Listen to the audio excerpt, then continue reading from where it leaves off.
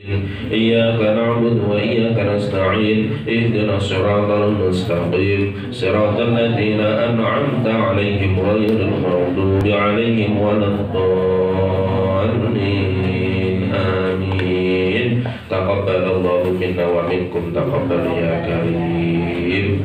Pakatan Bapak Ibu sayanipun muga wangsul dikir tahlil. Mugi-mugi tansah katampi wonten ngarsa dalem Allah Subhanahu wa taala. Amin Allahumma amin. Monggo kitabipun dipun bika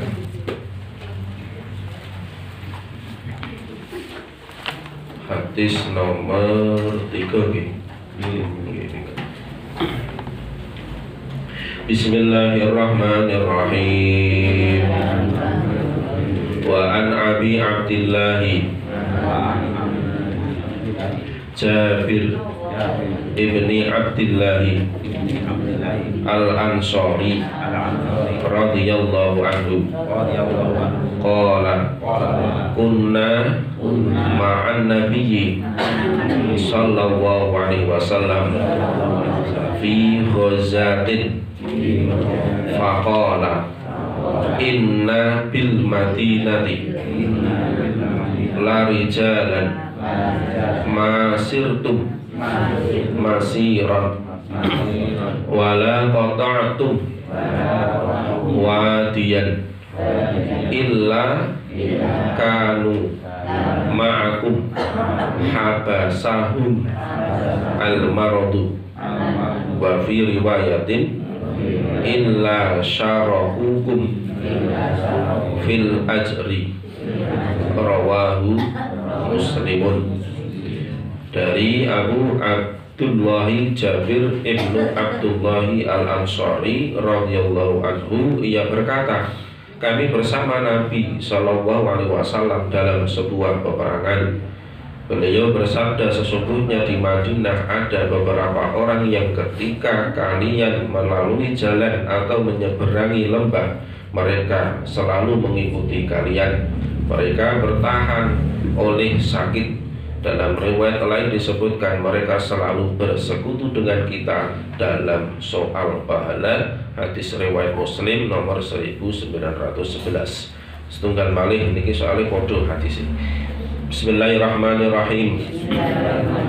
Wa rawahu al-Bukhari an Anasin radhiyallahu anhu qala raja'na min ghazwati Tabuka ma'an nabiyyi sallallahu alaihi wasallam faqala inna aqwaman khalafna bil madinah ma salakna syi'ban wala wadiyan illa wahum ma'ana habasahum al-udru. Dan diriwayatkan oleh Al-Bukhari dari sahabat Anas radhiyallahu anhu, ia berkata, kami bersama Nabi SAW pulang dari perang Tabuk. Perang Tabuk. Beliau bersabda, sesungguhnya ada beberapa kaum yang kita tinggalkan di Madinah. Mereka senantiasa menyertai kita ketika kita melintasi bukit-bukit dan lembah-lembah. Mereka sedang bertahan oleh uzur. Riwayat Bukhari 2839. Niki para bapak, para ibu, dua hadis ini satu riwayat Muslim, satu riwayat Imam Bukhari. Keduanya saling melengkapi meskipun dengan bahasa yang sedikit berbeda. Ini jadi satu riwayat Imam Muslim, satu riwayat Imam Bukhari. Ingkang pundi critakaken nalikanipun Kanjeng Rasul sallallahu alaihi wasallam menika tindak sesarengan kalian para sahabat-sahabatipun nindaki perang Tabuk. Perang Tabuk namanya, di hadis nomor 4 itu disebutkan perang Tabuk. Menawi wonten ing dalam riwayatipun Imam Muslim boten dipun sebataken perang napa. Namun dipun sebataken fi ghazatin, di dalam perang, dalam peperangan. Nah, perang apa tidak disebutkan, tapi di dalam riwayat Imam Bukhari disebutkan, yaitu yang dimaksud adalah perang Tabuk. Perang Tabuk menika antawis terjadinipun tahun 8 saking hijrah. Jadi setelah Nabi hijrah 8 tahun menika ada peristiwa perang Tabuk. Berarti Kanjeng Nabi lan para sahabat sampun wonten teng Madinah. Pramila wau wonten awal menika dipunsebataken inna bil Madinah. Sesungguhnya di Madinah. Ngoten nggih. Terus di hadis Imam Bukhari yang dipunsebataken inna aqwaman khalafna bil Madinah. Kami bersama Nabi pulang dari perang Tabuk. Beliau bersabda, sesungguhnya ada beberapa kaum yang kita tinggalkan di Madinah. Ngoten. Lah sehingga dawuh menika nceritakaken nalikanipun Kanjeng Nabi perang Tabuk. Nggih, perang Tabuk berarti keluar dari kota Madinah. Ananging wonten beberapa orang lari jalan, beberapa kelompok orang akwaman menawi dawuhipun Imam Bukhari, akwaman beberapa kaum mboten saged nderek-nderek perang Tabuk sesarengan kalian Kanjeng Nabi. Mboten. Nek ning ndelok dhahire hadis niki niku sakjane wis melu. Ning terus nalikane sampai di perbukitan niku mboten kiyat. Sehingga terus ditinggalake. Jadi sahabat Kanjeng Nabi beserta sahabat itu yo nek melewati lembah, melewati pegunungan, bukit-bukit ya tetap Kanjeng Nabi melewati bukit, tapi kaum meniku mboten mampu, mboten mampu, wis kadung budal mandeg tengah dalan, ora sida bablas melu perang Tabuk bareng kali Kanjeng Nabi. Terus Kanjeng Nabi ndhawuhake iki engko ganjarane padha, ngoten syarahukum fil ajri, mereka bersekutu di dalam pahala. Terus nek ninggun hadis Bukhari menika tidak diceritakan pahala, tapi hanya menceritakan pengukuhan bahwa mereka itu tidak bisa bersama Nabi dalam melewati bukit maupun lembah karena disebabkan oleh udzur. Lah udzur yang dimaksud adalah sakit. Lah niki napa kaitanipun kalih hadis kalau wingi yang sampun kita bahas ninggun babakan niat. Oh, ternyata niat itu menjadi pokok dalam sebuah amalan. Nah, dalam konteks dua hadis menika berarti jihad fisabilillah. Sinaosa jihate niku ora sampai tekan rampung ning kok wis diniati jihad mandeg tengah dalan krana sebab lara utawa krana sebab sakit niku tetep dipun ganjar kaya dene wong jihad fisabilillah. Ngoten. Krana wis kadung mangkat ning terus mboten kiyat krana lara, krana undur ora iso nerasaken perjalanan bersama dengan Nabi ning tetep entuk ganjarane wong jihad. Ngoten. Bahkan mboten namung sekedar niku, ngoten nggih. Dadi nek awake dhewe kemudian dijelaskan atau kita rinci niku ana jihad dalam arti fisik, ana jihad dalam arti non fisik. Nek jihad fisik itu ya angkat senjata. Nek cara zaman Kanjeng Nabi niku nganggo pedang, numpaki apa jaran, numpak unta, niku malah ana sing numpak gajah barang ngoten niku. Niku zaman biyen nggo pedang. Nek cara saniki ya nggo bedil, nggo pistol, nggo tembak, nggo bom zaman saniki. Itu jihad secara fisik. Tapi sing pokok niku nek jihad non fisik karena kita dalam konteks negara yang aman. Kalau ini sampun kita singgung, kita itu berada dalam apa syarat darul islamin atau darus salam. Kita itu berada di wilayah negara yang Islam karena mayoritasnya Islam. Ada mengatakan Darussalam, negara yang menjunjung tinggi nilai-nilai perdamaian. Karena kita meskipun mayoritas Islam, tapi kita tidak bisa menafikan di Indonesia itu ya ono sing non muslim ya oke. Kan kita berada pada negara yang memiliki banyak suku, banyak adat, istiadat, budaya dan macam segalanya. Sehingga kita disebut dengan Darussalam, negara perdamaian. Maksudnya ya menjunjung tinggi nilai-nilai keutuhan perdamaian itu. Makanya nak nang Indonesia itu diawali Negara Kesatuan NKRI, gitu, Negara Kesatuan Republik Indonesia. Karena memang kita dari berbagai macam perbedaan-perbedaan bersatu dalam satu kesatuan, maka Darussalam. Nek kita berada dalam konteks negara yang damai, menjunjung tinggi keutuhan suatu negara, berarti ya jihadnya bukan jihad fisik mana, neng non fisik. Non fisik itu ya nanti banyak sekali unsur-unsurnya, tergantung kapasitasnya masing-masing. Makanya misalnya awake dhewe niku belajar ilmu agama dalam rangka agar agama kita itu terjaga. Apa meneh kemudian kita niatkan menghilangkan kebodohan. Kemudian setelah kita bahasanya yo pinter ngeten terus genten mengajarkan kepada orang lain, itu bagian dari jihad. Karena di dalam surat At-Taubah niku dipun sebataken menawi mboten salah ayat 122 niku dipun sebataken wa ma kana lil mu'minuna liyanfiru kafah falaula nafara min kulli firqatin minhum ta'ifatun liyatafaqahu fid-din wa liyundaru qawmahum idza raja'u ilaihim la'allahum yahtadun.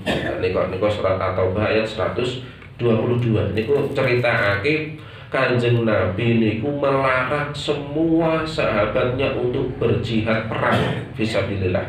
Meskipun jihad fisabilillah niku Kanjeng Nabi melarang semuanya pergi, kata. Tapi Kanjeng Nabi memerintahkan sebagian ada yang tafaqahu fiddin, kata, belajar agama. Sehingga nanti ketika mereka yang belajar agama itu pulang, berarti nak cara sakniki misalnya mondok di pesantren atau belajar di kampus mana terserah, itu pilihan nih.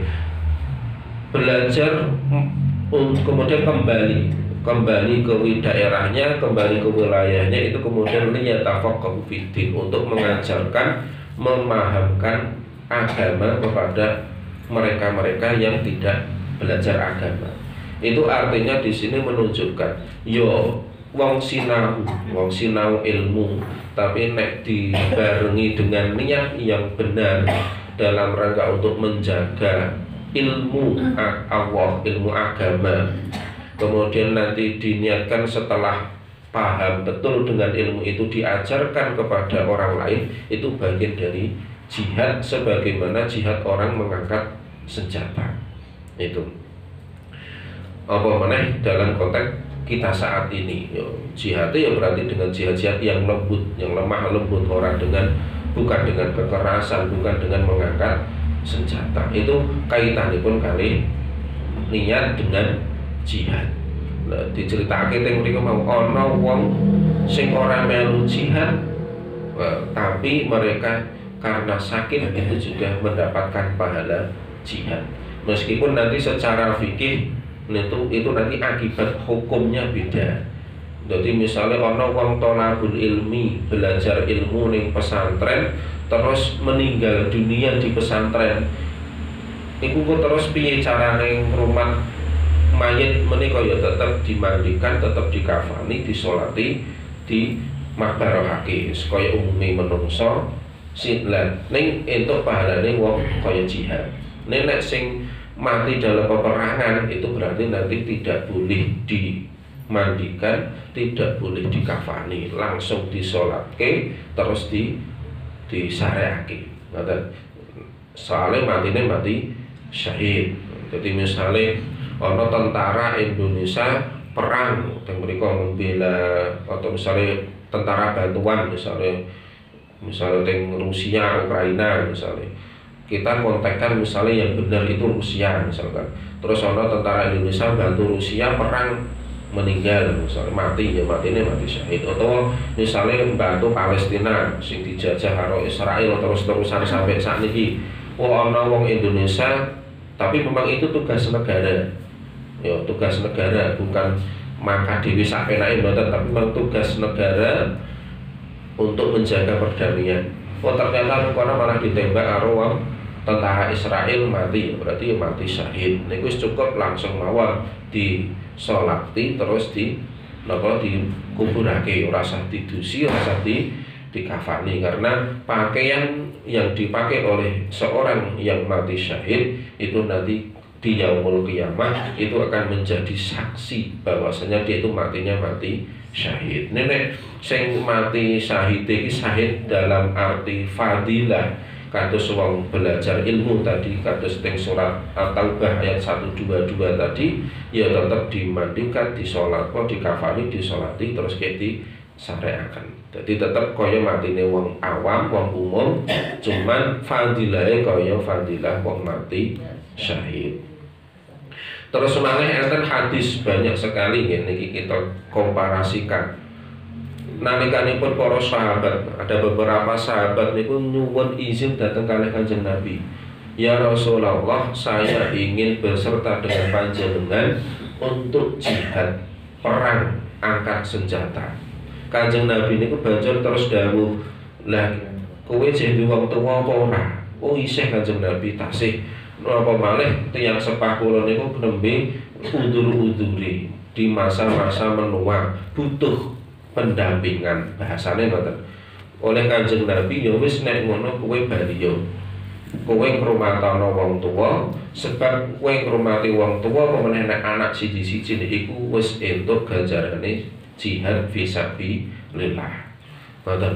Dadi jihad niku ampun dipun pahami sebagaimana jihad kudu ngangkat senjata boten. Tapi memang dalam banyak hal itu bisa dikategorikan mendapat fadilah, keutamaan kaya dene wong jihad fisabilillah. Nggih, berdasar kali wong niku mau banyak riwayat-riwayat di zaman Nabi.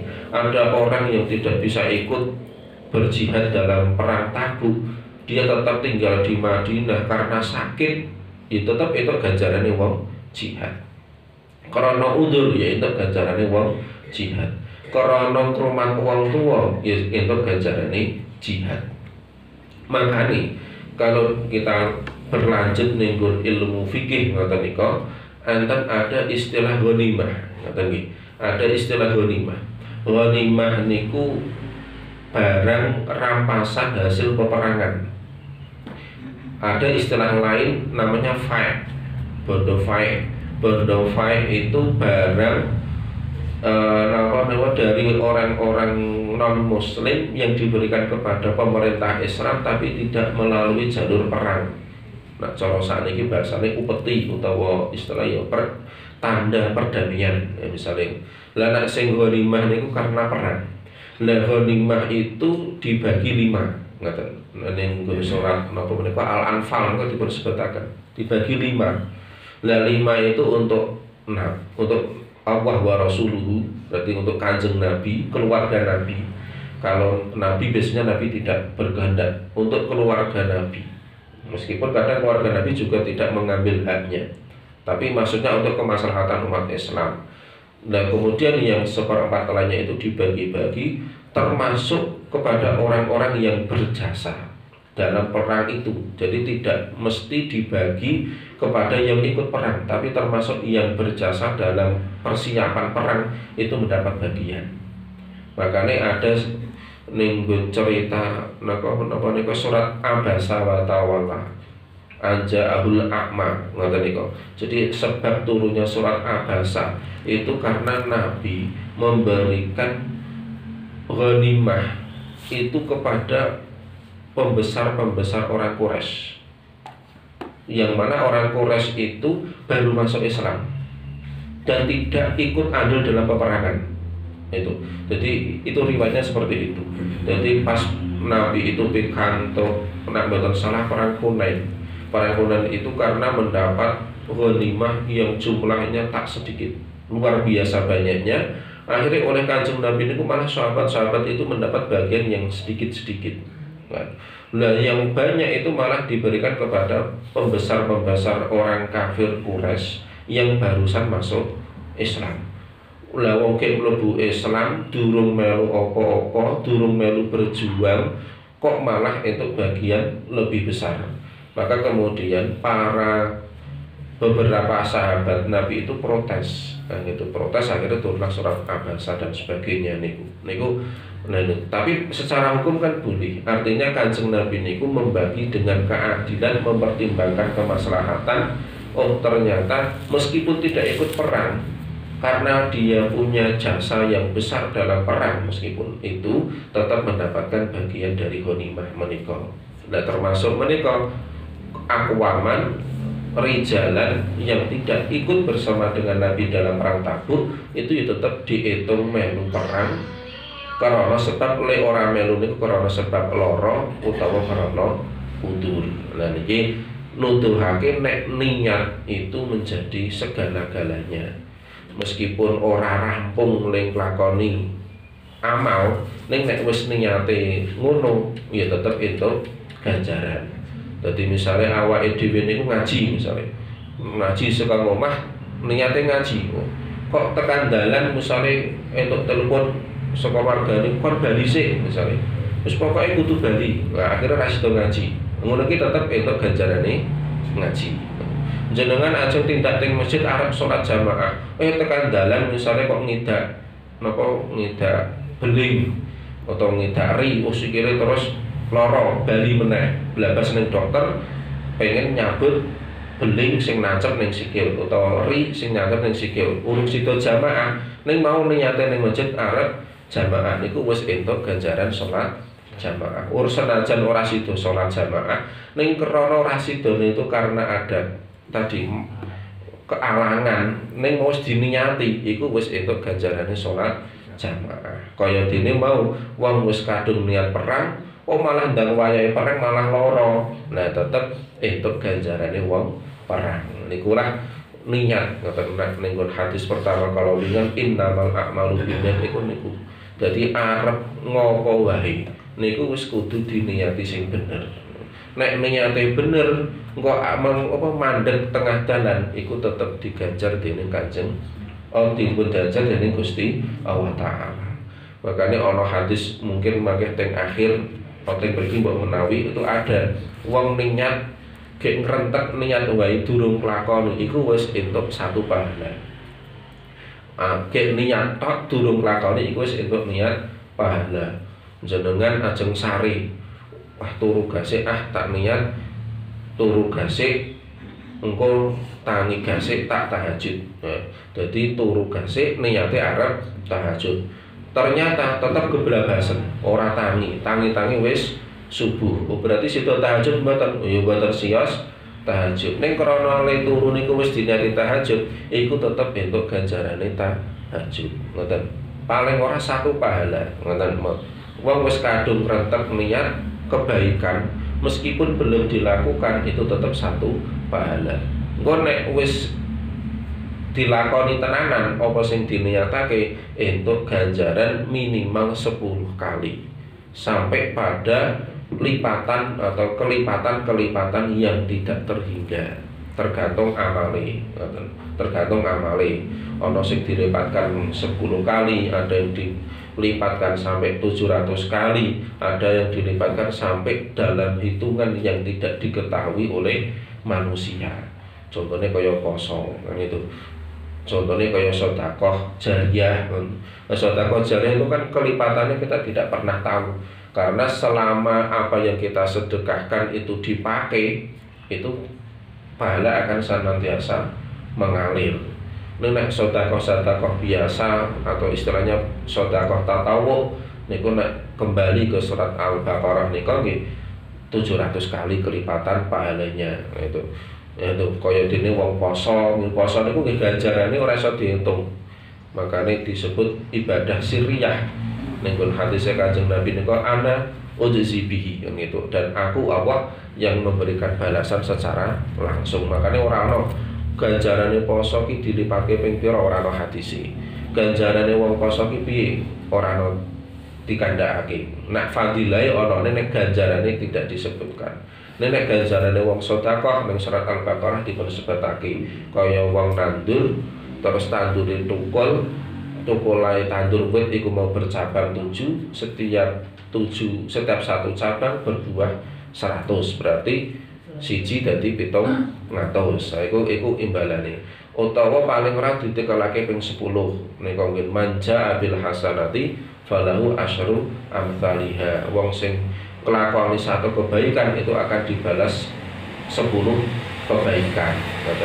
Nah, itu apa ilmu apa namanya amalan-amalan yang baik kek krentek wae wis dikeki ganjaran dening Gusti Allah. Apa meneh nek wis nglakoni ya ngoten. Dadi ini pentingnya niat itu seperti itu. Makanya arep ngopo kok apik diniati. Arep ngopo wae diniati apik, diniati apik, diniati apik. Soal kelakon apa ora iku urusane Gusti Allah kan ngoten mawon. Karena kita itu tidak akan terlepas dari apa kudrah iradahipun Gusti Allah. Kita punya rencana tapi Allah yang menentukan kan gitu.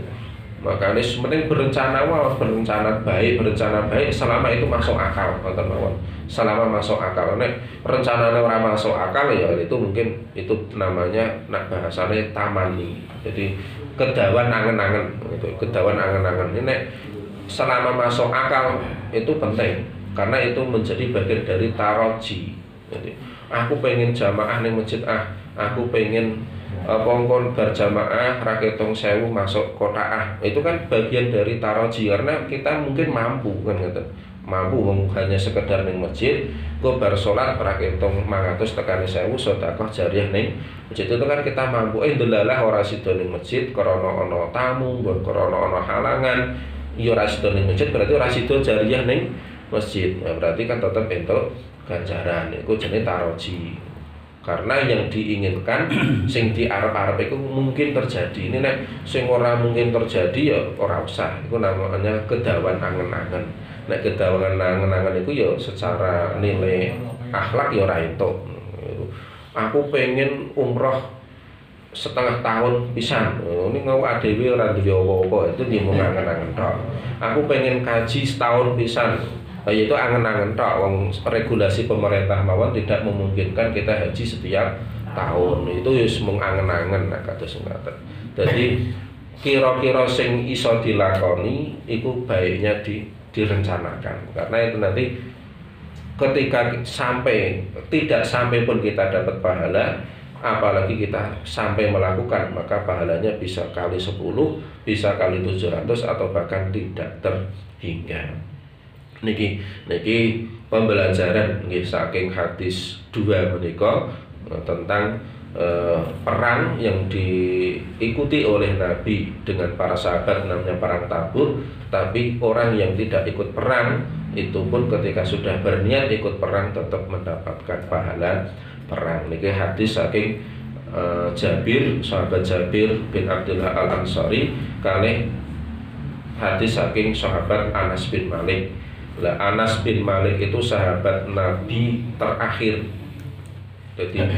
Jadi sahabat Nabi yang wafatnya terakhir itu Anas bin Malik karena sahabat Nabi Anas bin Malik ini punya anugerah umur paling panjang. Jadi nak nenggon riwayat niku sampai 107 tahun. Rata-rata umur sahabat Kanjeng Nabi niku ya ora adoh saka Kanjeng Nabi. Jadi antawis swidak 70 niku umumi. Nek awake dhewe sakniki ya malah ana sing kurang saka swidak cara punjul sithik. Memang iku ngono. Tapi ada sahabat Nabi sing diberi anugerah umur panjang niku Anas bin Malik. Maka Anas bin Malik itu menjadi sahabat terakhir. Makanya nek nenggon ilmu hadis niku pokok sing weruh kalih Anas bin Malik itu disebut dengan tabiin. Jadi ukurannya ben nek wong ilmu wong ahli hadis niku kok sempat ketemu Anas bin Malik mboten. Nek ketemu kali Anas bin Malik berarti dia tabiin. Nek mboten berarti tabiut tabiin. Lah sing ketemu kali Anas bin Malik niku antawisipun Imam Maliki. Maka Imam Maliki niku disebut tabiin. Ning nek imam-imam sampunipun Imam Maliki niku mboten ketemu Anas bin Malik, ketemune kali Imam Malik, makanya disebut tabiut tabiin meskipun satu masa. Kados Imam Syafi'i niku mboten tabiin tapi tabiut tabiin meskipun Imam Syafi'i kali Imam Malik itu satu masa. Karena Imam Malik itu bertemu Anas bin Malik, ning Imam Syafi'i mboten ketemu Anas bin Malik. Niku sahabat terakhir paling tua, umurnya 107 tahun. Putrane ya paling kathah niku ya Anas bin Malik. Niku itu dalam riwayat 120. Nah, putrane pun 120 ning apal Quran kabeh. Niku sahabat Anas bin Malik. Enten sing ndawuhake 80. Jadi 80 terus cucune 40. Ngeten. Jadi enten sing merinci kados mengkaten nalikanipun sahabat Anas niku sedo, niku putrane 80, cucune 40. Ning enten sing ngandhakake mboten 120 itu semuanya anaknya.